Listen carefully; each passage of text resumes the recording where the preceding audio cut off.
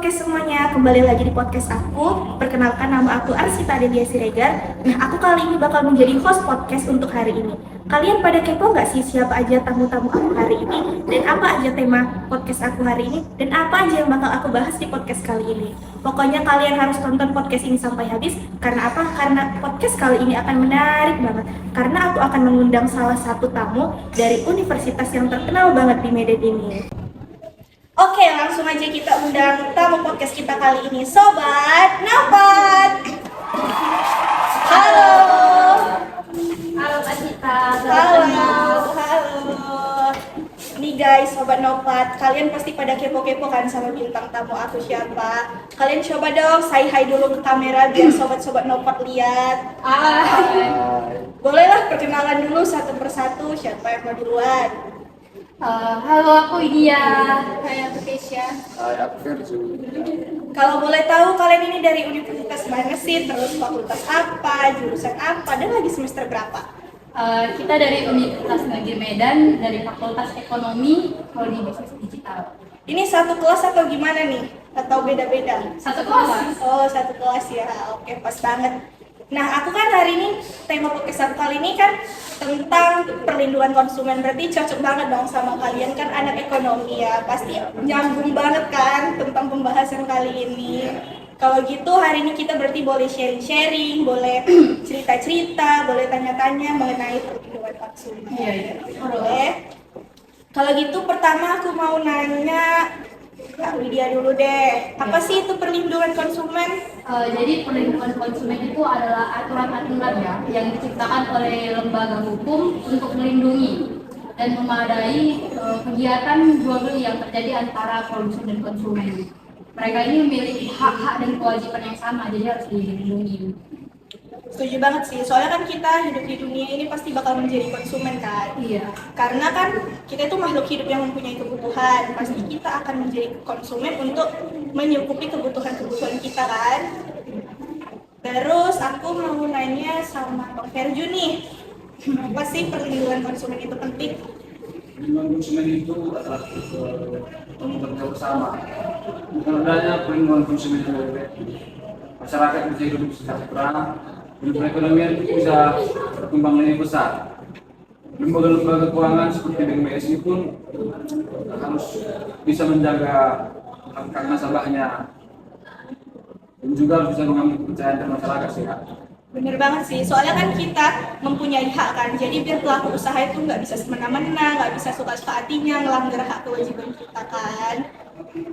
Terus kalau Kak Keisha tahu nggak nih apa-apa aja sih sanksi perdata dan pidana kalau misalnya ada yang melanggar hak kewajiban kita? Yang pertama itu ada sanksi perdata yang terdiri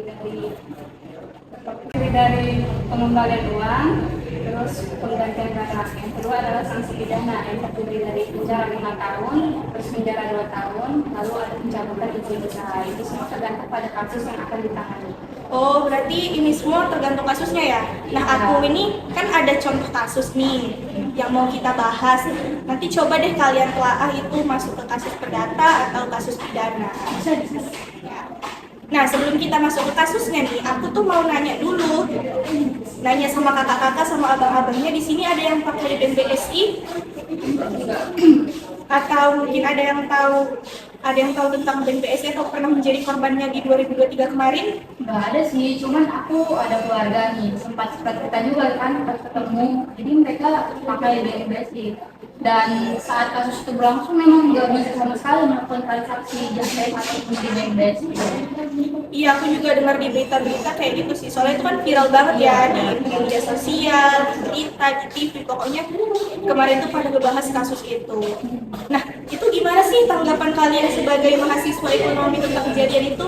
Atau mungkin di sini ada yang tahu ceritanya atau kronologinya, bisa dong dijelasin di sini gimana? Menurut aku perbankan syariah itu merupakan perbankan yang menerapkan hukum syariah.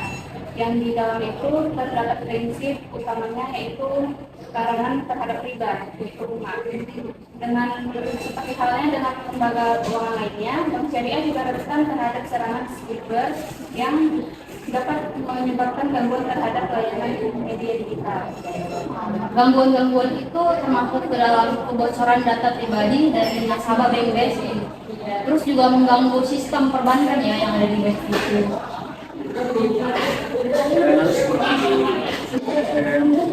Kontainer juga tidak bisa digunakan oleh kawal. Kemudian pada tanggal 9 Mei 2023, BSI menyatakan bahwa